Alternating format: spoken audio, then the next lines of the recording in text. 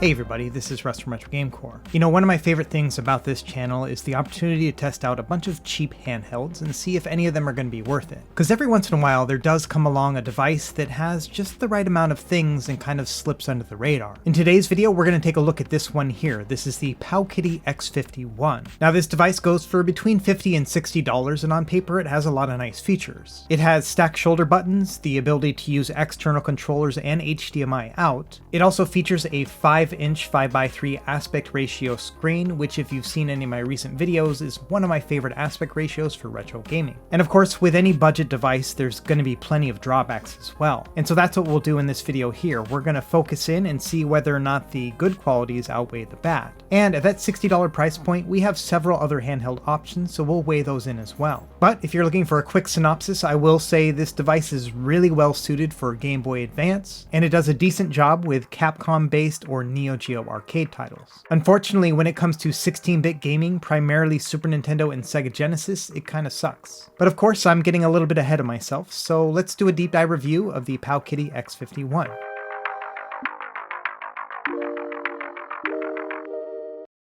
Okay, to start, let's quickly go over some of these specs here. I'm not going to get into every single one, but I do want to point out a few things. It features a quad-core CPU with a 900 MHz clock speed, and it has 128 megabytes of LPDDR2 RAM. Like we mentioned before, it has a 5-inch display, 5:3 aspect ratio with an 800x480 resolution. And honestly, for a cheap device like this, that's a pretty good display spec. In terms of battery life, we have a 3500 mAh battery, which lasts about 6 hours altogether. And you can use this like a portable console, so you could hook it up to HDMI into a TV and then connect some controllers to it as well and start playing that way. I'm not really sure what kind of operating system it's running here. It's some sort of proprietary thing, but I think it's based off of a very early version of Android. Now, if any of these specs are familiar to you, it's because a couple months ago I actually reviewed a very similar device. This one here was called the PowKiddy X39. Now this one had the exact same CPU, but a different look to it altogether. And this one was about $40, and honestly I thought that wasn't really a bad deal. Neither of these two devices will be winning any awards, but it is kind of cool to see what kind of performance we can get at those lower prices. Now this review unit was sent to me by keepretro.com. I'll leave a link to it in the video description. And as always, all opinions are my own and they are not seeing this before I release it. Not a lot to say about the unboxing experience, just very typical here. Inside the box you're going to get a USB-C charging cable and then some quick instructions which really don't have a lot of information inside.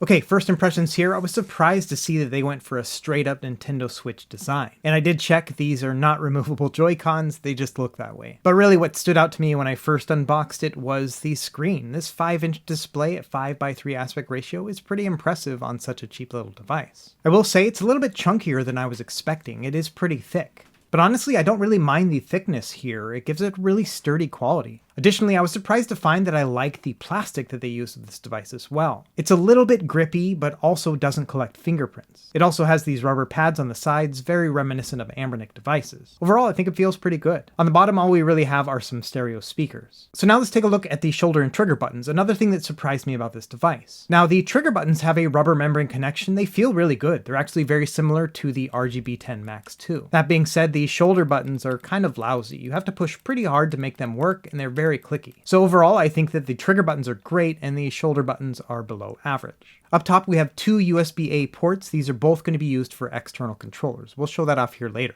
And of course, it also has an SD card that comes with the device. Mine came with a 32GB card, already loaded up with a bunch of games, but most of these were Chinese language. The quality of this card is also pretty poor, so I do recommend replacing it if you happen to pick one of these up. Finally, up top, we have a mini HDMI port, a USB-C port for charging, as well as a headphone jack. Now let's take a look at the front-facing controls. We have an analog stick here placed above the D-pad, and while this is a Nintendo Switch style analog stick, it does not click in. So in that sense, it reminds me more of something like the Retroid Pocket 2. But overall, they feel sturdy and they have some good movement to them. And as you'll see within the software, there's actually zero use for an L3 or R3 button anyway. So while I do prefer to have clickable analog sticks, it doesn't really matter in this case. Now the D-pad here is relatively large for a handheld device, and it also has a rubber membrane connection. It is textured at the edges and also has a slight slope to it. The travel on the D-pad axes is a little bit lower than I would like, and while it does have some pivot if you were to push down on the center and then roll it around, it's not very significant either. Just by looking at the D-pad here, I'm pretty sure we're going to have some issues with accidental diagonals when playing games. features. On the bottom left, we have a menu button. You're going to press this when you want to get out of your game as you're playing. Now let's take a look at these face buttons. Now these have a good amount of travel to them, also rubber membrane connection, and I'm happy to see that they do not bottom out when you press down on them. That being said, I would say the travel here is a little bit more than I would like. In fact, these buttons remind me the most of the AYN Odin buttons. On that device as well, I think they stick out just a little bit too much and require too much force to press down. So not terrible by any means, but I would give it maybe a 7 out of 10. Also on the bottom right, we have start and select buttons. Like with the menu button, these are very clicky.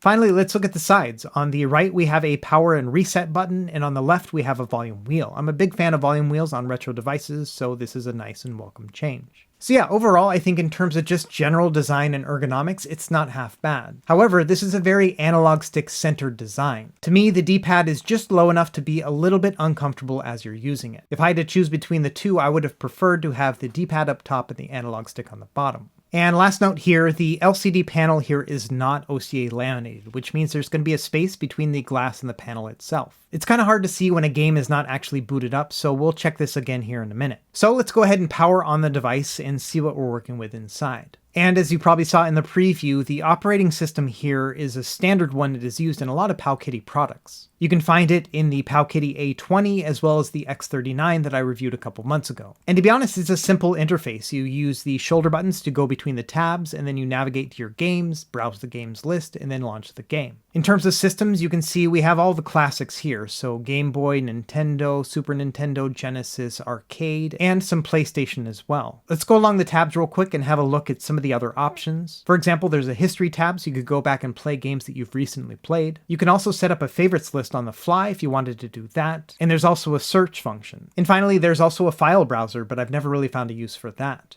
Now, if while in the main menu you press X, you can actually bring up a settings menu. But unfortunately, there's not a lot of settings you can change. For example, you can change the language to Chinese, or you could change the picture and the background of the theme. There are some brightness settings here if you wanted to adjust them based on your light level, and you can also set it to automatically turn off the backlight after a period of time. If you do end up adding your own games, I would recommend syncing the game file list as you can see here, and you can always reset to the default settings if you want as well. But really, that's about it you can do for the menu options. This is a very bare bones system, which can be a good or bad thing depending on your use case. For example, this would be a better fit for somebody who's not very tech savvy, or maybe a child, someone who can't really mess things up. Okay, so let's go into one of the game menus and actually boot up a game. We'll start with Super Nintendo first. Like I mentioned before, a lot of these are going to be the Chinese language games, so you are going to see some issues when it comes to the naming of these games, and then also the language as you're playing them. And already we're off to a rocky start. Look at how bad the frame rate is here with Super Nintendo. And Mega Man X is not a very difficult game to emulate either. Now, if we press the menu button, we'll bring up the in-game menu. And here we have a couple of extra options. For example, we can do a save state or load state. You can do things like map the buttons on an individual basis, and you can also change the aspect ratio from full size to what they call scale. And so let's go ahead and change the aspect ratio from that 5:3 and see what it looks like instead. And so we're getting a very squarish image. I'm not really sure if this is 8:7 or 10:9 like a Game Boy. Either way, it makes the experience a little bit more cramped looking. I'm not a really big fan of this. And as I mentioned before, Super Nintendo is not very impressive on this anyway. But now that we have a game loaded, let's take a look at the actual fidelity of the screen. When you look at it head on, it's actually not bad. As you can see here, it's using a bilinear filter and it looks pretty good. The pixels are balanced, although they do look a little bit soft. Now, if you look at it at any other angle, you're going to see a lot of glare, and that is coming from the fact that this is not an OCA laminated screen. And so that little gap between the glass and the LCD panel itself does result in a lot of glare from the glass. And I don't really think that's the end of the world, especially if you're looking at it dead on, but at any other angle, it is going to have a lot of glare, especially compared to some of the other devices on the market. But yeah, overall, I tested about a dozen Super Nintendo games, and every single one of them had slowdown. Even the games you would think wouldn't have problems at all still had problems. Honestly, I didn't really find any of these Super Nintendo games to be playable. Now that being said, the original NES works just fine. Although I did find that the scale aspect ratio just looks really squarish with Nintendo as well. And so believe it or not, I'm going to break one of my own cardinal rules and I'm going to stretch everything out to 5:3 instead. I think at the end of the day, people who are going to spend, $50 or $60 on a handheld like this are probably less concerned about the true aspect ratio than they are getting the most out of the screen. And so in that regard, I think that yeah, maybe 5:3 works the best here. The only systems I would really recommend keeping at that scale aspect ratio will be Game Boy and Game Boy Color. These will also provide a squarish image which looks to be about 10:9, and yeah, that looks just about right.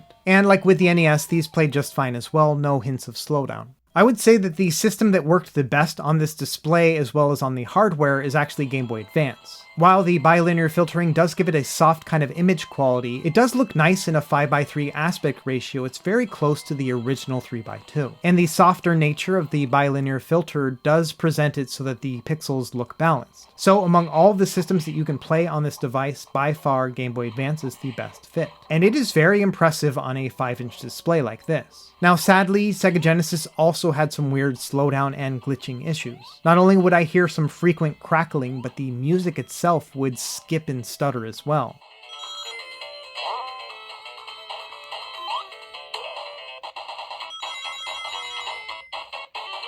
So overall, unfortunately, I don't think Sega Genesis is a playable system on this either. Now when it comes to Capcom-based arcade games, these run really well. The only problem here is that neither the shoulder or the trigger buttons register at all, so you're just stuck with the A, B, and XY buttons here on the face. And I had the same problem with the X39. If you actually go into the settings, there is no place to map the shoulders and triggers at all. And so if you do want to play some 6-button arcade games, things like Street Fighter games, you're actually just stuck to the 4 buttons instead. And unfortunately, you can't map those to other functions. So for example, you can only use light and medium punch and kicks while you're controlling this game. And that's kind of a shame because all the way up to CPS 2 plays really well on this device. Additionally, I found that the D-pad is pretty poor for fighting games too. I had a really hard time throwing special moves in this game. I think it's just the nature of the pivot that they have on this D-pad.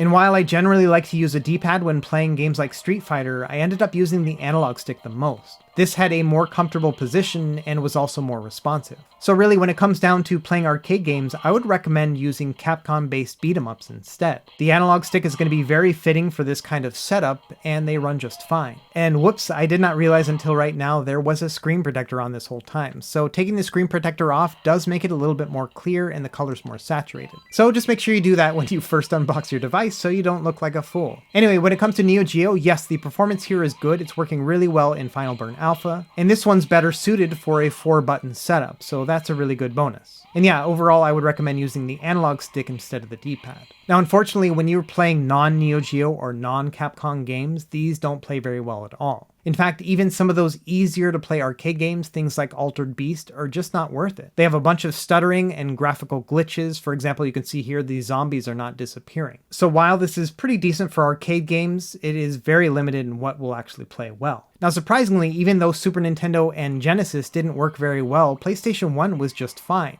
But this actually carried its own set of issues. Number one was that there's only a few games that are already loaded on the card, and for some reason I could not figure out how to load my own PS1 games. I tried all sorts of different file types, CHD, PBP, bin, Q files, ISO files, none of them worked. This was the same problem that I had on the X39. And so unfortunately, although PS1 will work on this device, I'm not sure how to get it loaded. Speaking of loaded, let's add our own games.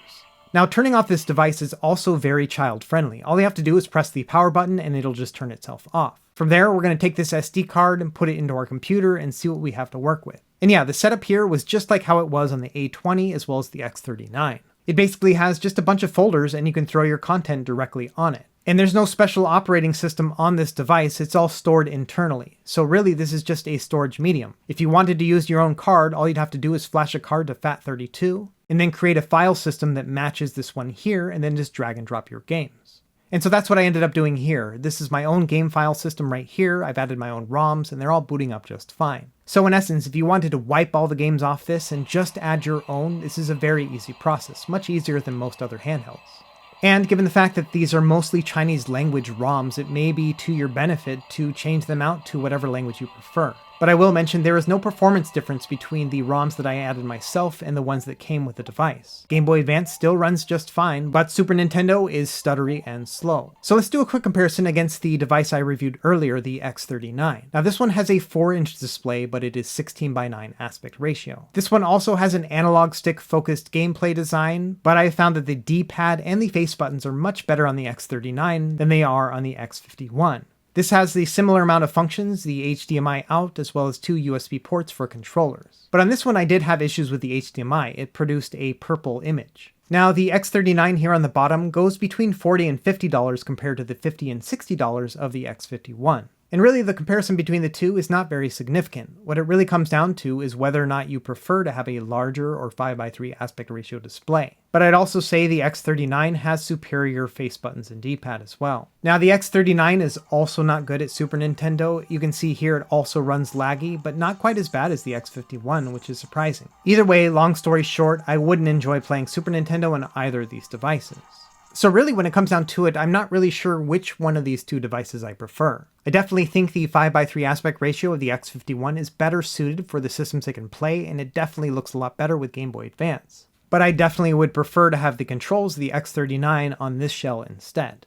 Okay, let's do some testing of the HDMI. Luckily, this one works just fine out of the box. All I did was take a mini HDMI cable and plug it right into my monitor. Everything is scaled to 16:9 instead of 5:3, but otherwise it looks fine. And so if you wanted to play this system on a larger display, then it is pretty seamless of an experience. And I also was able to get external controllers to work. Now specifically, I could only get them to work on the 8-bit DOE controllers, and only then if I used the D input setting, which is the Android setting on the 8-bit DOE controllers. But once I set it to the D and then plugged it directly into the device, it immediately recognized it. Now that being said, your options are limited. For example, if you go into the key mapping section, there is no option here to change the controller to be player 2. And even if you try to swap the USB plug to the other plug, it's still going to recognize it only as player 1. So what that means, if you're going to plug a second controller into this device, it's only going to function as your first player function, which is going to be fine, say for example, if you only want to have upgraded controls while playing a single player game, but you wouldn't be able to do a 2-player setup where one person uses the console and the other person uses the gamepad. Instead, the only way I found to get 2-player gameplay to actually work was to plug in 2 different controllers at the same time. Now if you do this, it recognizes them just fine. The one on the left is player 1, the one on the right is player 2, and as long as you have a D input or Android setup, you should be able to make this work.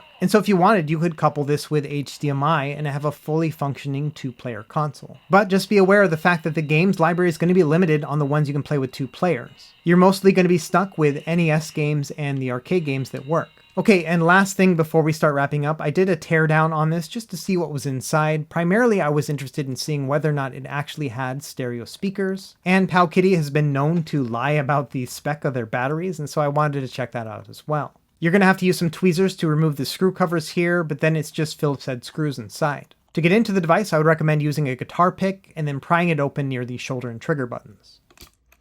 And so this is what it looks like inside. Not the best design altogether. They've basically pieced together a bunch of PCBs to make it work. But as you can see, it is using a 3500 milliamp hour battery, and it does have stereo speakers. But honestly, I'm not really comfortable getting any further into this device. I feel like I'm going to break it. For example, the battery cables and the speaker cables are all soldered on. But underneath the main board, you can see there is an LCD panel, and there are 2 different controller boards here on the sides. But yeah, that's a quick look at the PowKiddy X51 inside. And so let's go ahead and start wrapping things up. We'll start with what I like and then end with what I don't. Well, to start, I think this is a very chunky and sturdy little device. In fact, I think this would be really well suited for children. Another positive is the 5:3 aspect ratio of this large display. It's kind of a jack of all trades when it comes to various systems, and honestly, playing something like NES at a full screen display like this isn't half bad. The navigation experience and the overall interface is actually pretty easy to use, and I do appreciate the fact that if you pair it with a couple controllers and the HDMI out, you can consoleize this little device. And finally, much like with the other devices that use this operating system, it is easy to load your own game files. All you need is a FAT32 formatted card and then folders within the correct file system, and then just load it all up. So now let's talk about the things I don't like. Number one, I don't like the fact that we have very limited settings. It'd be nice to be able to use various aspect ratios for our systems, and probably the worst culprit of them all is the fact that you're limited to just 4 buttons in the arcade systems, and you can't really properly map them either. While I do like the screen and I think it's nice and vibrant, I think it would look even better if it had been OCA laminated. Honestly, I think it would have been worth it for maybe an extra $5 to have that quality. And unfortunately, as we saw based on the chipset that we're using here, the Sega Genesis and Super Nintendo are just not great on this device. It's unfortunate because if those two played really well, this would be a much better system. Next, I found that the D-pad is not ideal when it comes to fighting games in particular. I think they're okay with platformers, but anything that requires a nice smooth diagonal input, I would recommend using the analog stick instead. And finally, given the fact that this has all sorts of issues, I do think it's a little bit pricey for what it can do. And honestly, I don't think the $10 price difference between this one and the X39 is really warranted either. either. Now I think if this device could work as advertised, for example it could play more arcade games and also do Sega Genesis and Super Nintendo properly, it might be a little bit more worth it. But instead I would recommend going a little bit higher in price and getting a lot more quality.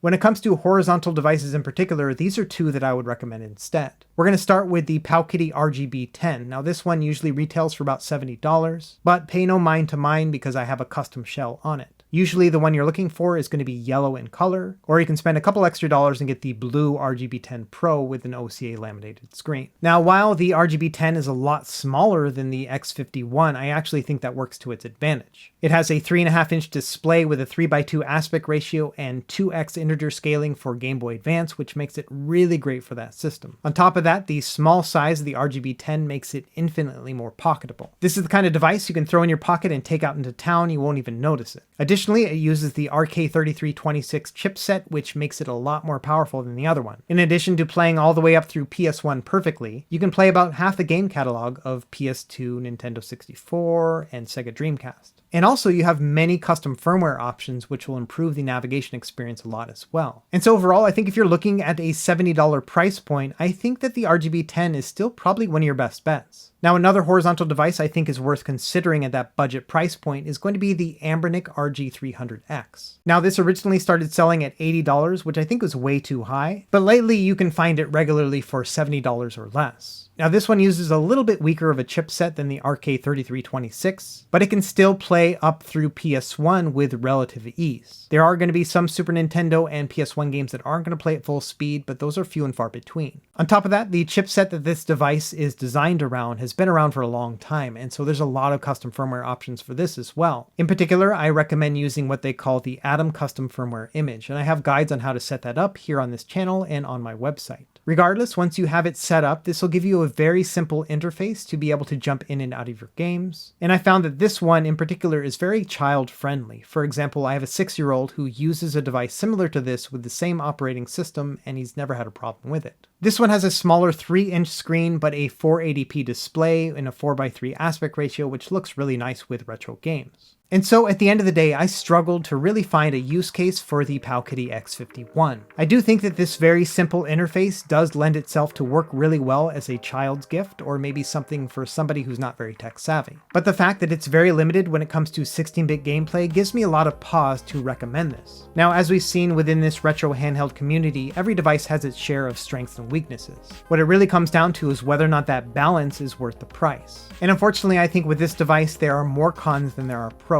And so if you are looking for a budget device within the $60 price range, I recommend shopping around for something else like the RGB10 from PowKiddy, or the Anbernic RG300X, or even the Miyoo Mini if you want to try out something vertical. Anyway, let me know what you think in the comments below. Is this a device that is complete e-waste, or are there some redeeming factors? You folks always seem to have some pretty neat insights in the comments, so I'm looking forward to reading them. As always, thank you for watching, and be sure to like and subscribe if you found this helpful, and we will see you next time. Happy gaming.